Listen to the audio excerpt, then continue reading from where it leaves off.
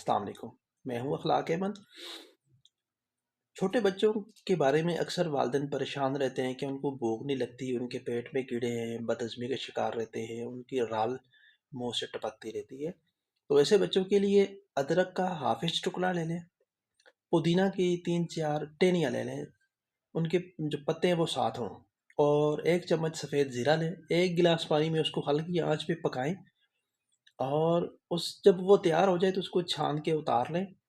وہ جب ایک کپ رہ جائے اس کے اندر 1 چمچ شہد ملائیں، اور ایسے بچوں کو دیں جن کو بھوک نہیں لگتی، ان کی رال ٹپکتی ہے، بدہضمی ہے، کیڑے ہیں، ٹکا کے بھوک لگتی ہے جی۔ بچہ خوب سیر ہو کے کھاتا ہے، آپ کے بچے کی صحت بنے گی انشاءاللہ۔ اور بہترین ایک ہوم ریمیڈیز ہے، آپ اپنے بچوں کے لیے بنا سکتے ہیں، اور اس کو بنائیں۔ آپ اپنے چھوٹے بچے اور جو ینگسٹر ہے وہ بھی لے سکتے ہیں۔